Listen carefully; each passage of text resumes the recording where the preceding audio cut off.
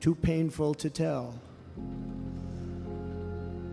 It was a warm, beautiful day in the early evening in Butler Township in the great Commonwealth of Pennsylvania. Music was loudly playing, and the campaign was doing really well.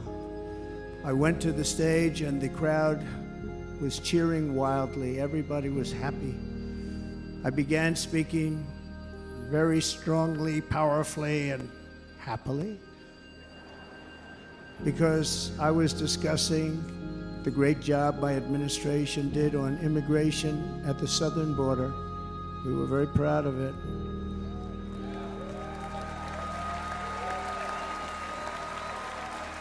Behind me and to the right was a large screen that was displaying a chart of border crossings under my leadership. The numbers were absolutely amazing. In order to see the chart, I started to, like this, turn to my right and was ready to begin a little bit further turn, which I'm very lucky I didn't do, when I heard a loud whizzing sound and felt something hit me really, really hard on my right ear. I said to myself, wow, what was that?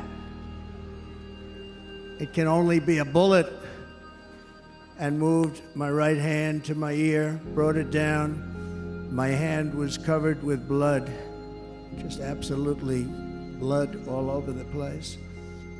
I immediately knew it was very serious, that we were under attack, and in one movement proceeded to drop to the ground. Bullets were continuing to fly as very brave Secret Service agents rushed to the stage, and they really did. They rushed to the stage.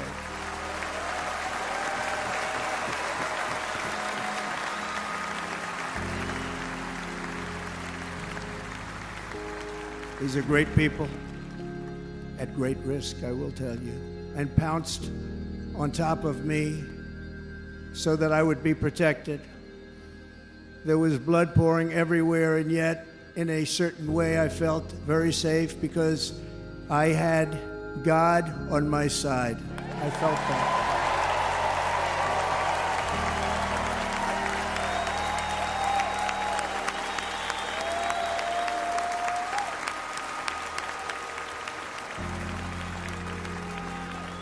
The amazing thing is that prior to the shot, if I had not moved my head at that very last instant, the assassin's bullet would have perfectly hit its mark, and I would not be here tonight. We would not be together.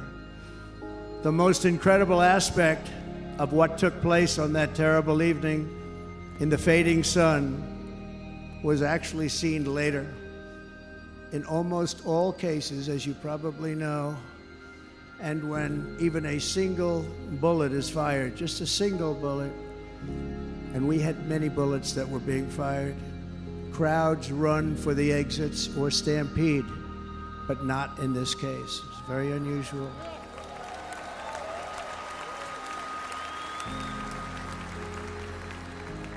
This massive crowd of tens of thousands of people stood by and didn't move an inch. In fact, many of them bravely but automatically stood up looking for where the sniper would be. They knew immediately it was a sniper, and then began pointing at him. You can see that if you look at the group behind me. That was just a small group compared to what was in front. Nobody ran, and by not stampeding, many lives were saved. But that isn't the reason that they didn't move. The reason is that they knew I was in very serious trouble. They saw it. They saw me go down. They saw the blood and thought, actually most did, that I was dead. They knew it was a shot to the head. They saw the blood. And there's an interesting statistic. The ears are the bloodiest part. If something happens with the ears, they bleed more than any other part of the body. For whatever reason, the doctors told me that. And I said, why is there so much blood? He said, it's the ears. They bleed more. So we learned something, but they just,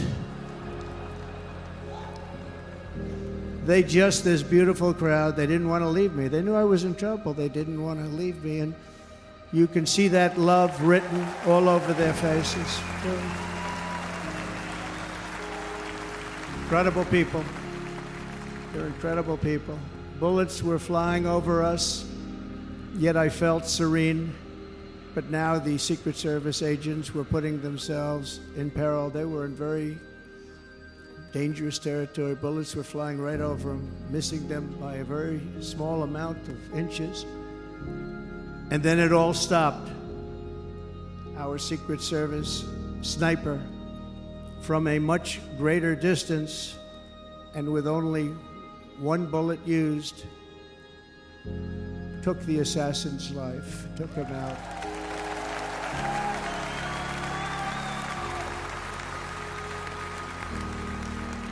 I'm not supposed to be here tonight. Not supposed to be here.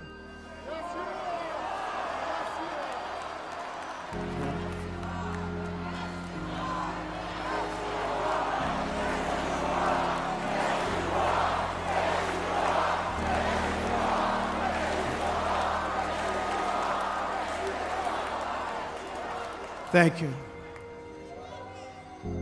But I'm not. And I'll tell you, I stand before you in this arena only by the grace of Almighty God.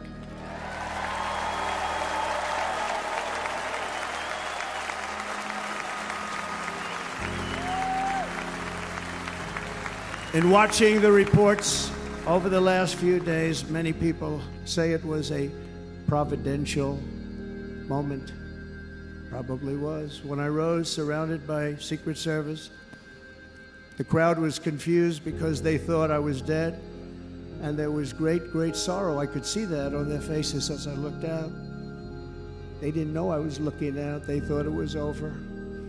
But I could see it, and I wanted to do something to let them know I was okay. I raised my right arm, looked at the thousands and thousands of people that were breathlessly waiting, and started shouting, "Fight, fight, fight."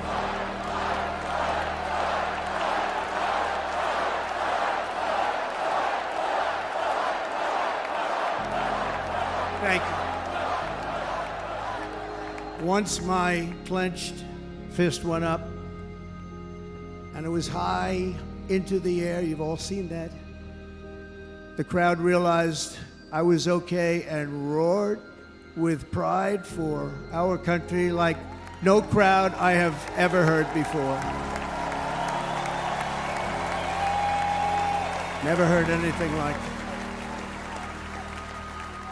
For the rest of my life, I will be grateful for the love shown by that giant audience of patriots that stood bravely on that fateful evening in Pennsylvania. Tragically, the shooter claimed the life of one of our fellow Americans, Corey Comparator. Unbelievable person, everybody tells me. Unbelievable. And seriously wounded, two other great warriors. Spoke to them today. David Dutch and James Copenhaver, two great people. I also spoke to all three families of these tremendous people. Our love and prayers are with them, and always will be. We're never going to forget them. They came for a great rally. They were serious Trumpsters, I want to tell you. They were serious Trumpsters, and still are. But Corey, unfortunately, we have to use the past tense. He was incredible. He was a highly respected former fire chief, respected by everybody. Was accompanied by his wife, Helen, incredible woman. I spoke to her today, devastated, and two precious daughters. He lost his life selflessly acting as a human shield to protect them from flying bullets. He went right over the top of them and was hit. What a fine man he was.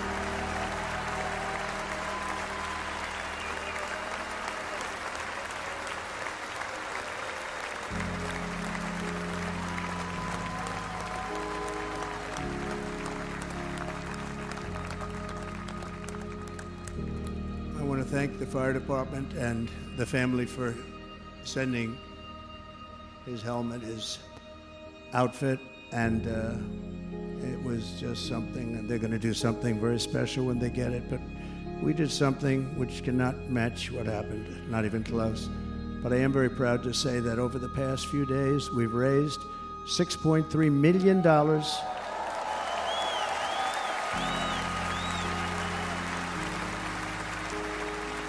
for the families of David, James, and Corey, including from a friend of mine just called up. He sent me a check right here. I just got it. $1 million from Dan Newland. Thank you, Dan. And again, when speaking to the family, I told them, I said, well, I'm going to be sending you a lot of money, but it can't compensate. They all said the same thing. You're right, sir. We appreciate so much what you're doing, but nothing can take the place in the case of Corey and the other two. By the way, they were very, very seriously injured, but now they're doing very well. They're going to be okay. They're going to be doing very well.